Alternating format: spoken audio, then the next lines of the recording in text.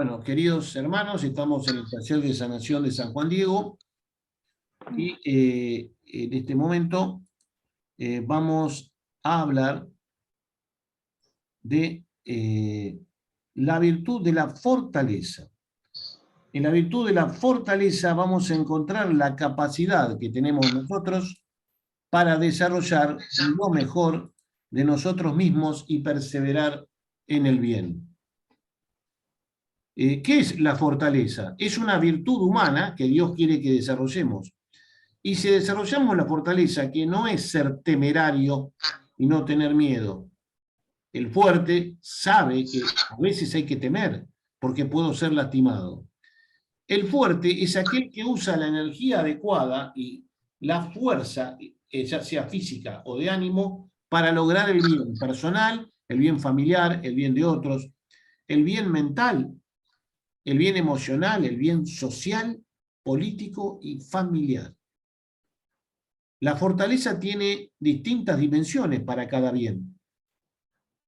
En esta dimensión de la fortaleza, yo debo mantener mi perseverancia en el bien. Cuando una persona va a una guerra y se expone a las balas, no es un fuerte, es un temerario y puede ser dañado, maltratado, herido. Si a una persona le falta vigor, tampoco es fuerte. El fuerte es el que se sabe débil, pero se sabe fuerte y capaz.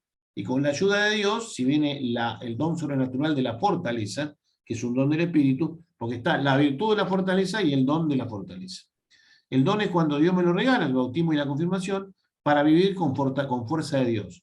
Y la fortaleza como virtud la tengo que practicar yo. Cuanto más veces la practico, más me queda el hábito. Analizamos, antes de la charla esta, analizamos las distintas áreas. Vimos qué vulnerabilidad tengo yo en las distintas áreas de mi ser. Por ejemplo, en la mental. Una vulnerabilidad donde puedo ser herido es la incapacidad de parar de pensar. ¿Cómo adquiero la fortaleza mental para parar de pensar y tener paz en mi mente? Eso se puede hacer con experiencias intelectuales o experiencias religiosas, sobre todo madurando. Una forma es aprender a concentrarse en algo, en las flores, en la planta, en cualquier cosa. Si yo aprendo a concentrarme en algo, puedo parar de pensar porque me concentro en algo y dejo de lado todo lo demás. Tengo dominio de mí mismo. También lo puedo hacer con la oración, abrazado a Dios, me concentro en el amor de Dios y esa es una acción sobrenatural. Entonces, hay muchas formas de concentrarse en algo para parar de pensar. Si yo tengo obsesiones, debo aprender a liberarme de las obsesiones, porque si no me saca fortaleza, me desgasta por la obsesión. Hablando de lo mental, pero si es por el discernimiento, por lo que veo, aprender a ver la realidad tal cual es, trae fortaleza, porque veo qué hay que hacer, qué es lo bueno, y no me voy a equivocar. Consulto a otros, doy pasos seguros. Entonces, si yo no tengo ese buen discernimiento, mi fortaleza está debilitada. Puedo desvalorizarme, equivocarme, tener miedo a hacer cosas mal. Es sano tener algún miedo a que salga mal, pero ¿cuál es el problema? Si yo lo considero como un fracaso, sonamos. Pero si yo aprendo que el fracaso me enseña, hasta que me salga bien, lo practico varias veces hasta que me salga algo bien, en esa área, en otras. Esta fortaleza que se interesa de ánimo, interesa física, yo puedo detectar, en otro plano, corporalmente dónde tengo vulnerabilidad. Si los ojos, por ejemplo, si los ojos a mí me tensionan y se me ponen colorados, tengo mucha sensibilidad, yo tengo mucha sensibilidad. Entonces debo moderar mi sensibilidad para no agrandarla. Y debo permanecer estable en el ánimo y no cambiar demasiado bruscamente de ambientes, no salir y tomar un viento fuerte porque me congestiono. Si me destapo en algún lado, la sensibilidad mía es muy rápida. Esta sensibilidad me ayuda a ser sensible para captar que necesita el otro, etc. Pero debo aprender a moderarla, porque la sensibilidad emocional y moral tiene relación con la física. Entonces, una persona que hace ejercicio físico diariamente o camina, va a ser más fuerte físicamente. La persona que aprende a descubrir qué alimentos le hacen bien, va a tener fortaleza en el sistema digestivo. Bueno, si a mí me falla algo del sistema digestivo, por ahí tengo que limpiar mis emociones, aprender a comer bien, aprender a hacer ejercicio, cómo me vinculo, porque el grado sano de vinculación hace que yo esté fuerte en los vínculos. Si mis vínculos tienen debilidades con algunos, debo aprender a tratar a esas personas adecuadamente para no enfermarme. Estamos viendo la relación entre la fortaleza y la sanidad porque es un taller de sanación. ¿Cómo puedo descubrir en mi cuerpo, en mis emociones, en mi psiquis, en mis experiencias sociales, si estoy vulnerable o no? ¿Y cómo adquiero la fuerza para no ser vulnerable? Un vulnerable que sabe que si va a un ambiente y tiene que hablar en público, lo juzgan mal, va a quedar herido, no va a hablar de golpe en público, va a empezar a hablar delante de 3, de 4, hasta que le salgan bien todo y después habla delante de 10. Y a veces habla y a veces no habla. Por ahí descubre que le conviene hablar de a uno. Entonces es vulnerable porque se da cuenta que lo pueden herir, pero desarrolla una capacidad madura para que no sea tan vulnerable y aprenda a ser equilibrado.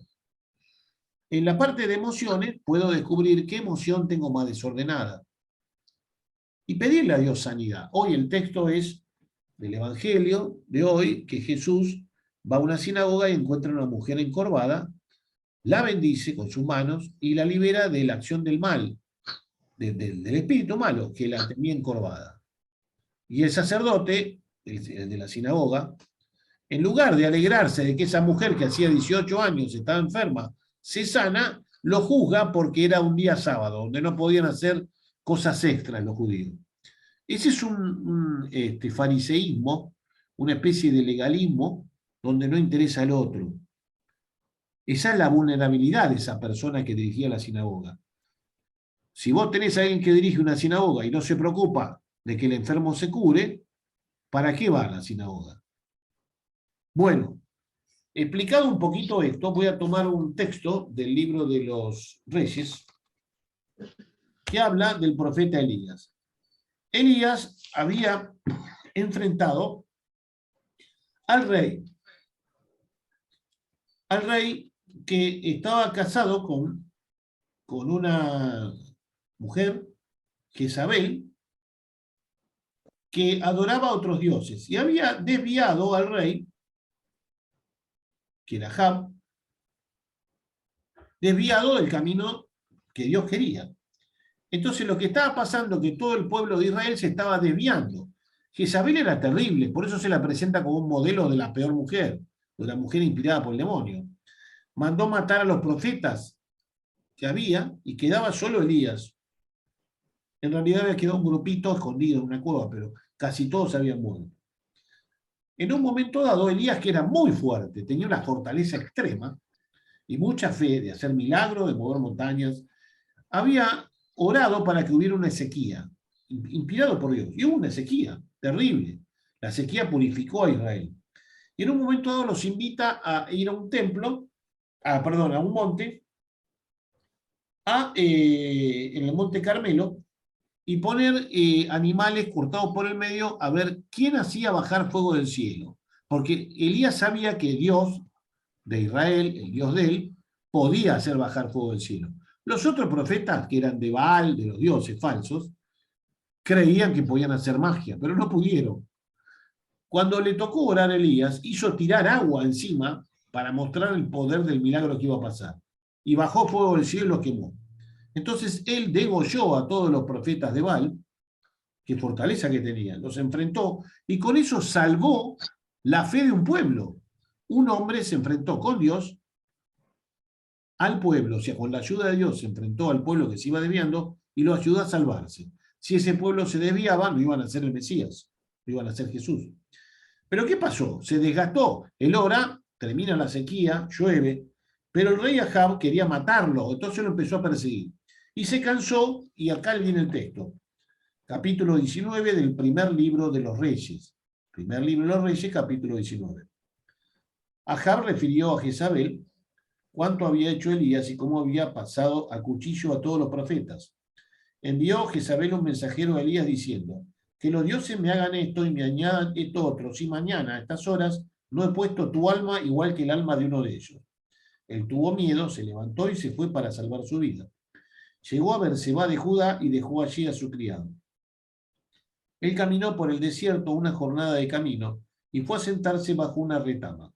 Se deseó la muerte y dijo, basta ya, Yahvé, toma mi vida porque no soy mejor que mis padres. Se acostó y se durmió bajo una retama, pero un ángel le tocó y le dijo, levántate y come. Miró y vio su cabecera una torta cocida sobre piedras calientes y un jarro de agua. Comió y bebió y se volvió a acostar. Volvió segunda vez el ángel de Yahvé, le tocó y le dijo, levántate y come, porque el camino es demasiado largo para ti. Se levantó, comió y bebió, y con la fuerza de aquella comida, caminó 40 días y 40 noches hasta el monte de Dios, el Horeb. En este versículo 9 que viene, que no lo voy a leer, y siguientes, Dios se encuentra con él en el monte Horeb y lo restaura. Pero fíjense, si alguien como Elías se deseaba morir porque no daba más, estaba agotado, había quedado solo, lo quería matar la reina, lo iba a perseguir. Elías estaba realmente sobrepasado por la situación. Dios no le exigió más, no le exigió más. Lo hizo descansar bajo un árbol, le mandó ángeles a rescatarlo, consolarlo, le dio de comer, lo restauró, tuvo un proceso de restauración y así vuelve a adquirir su fortaleza.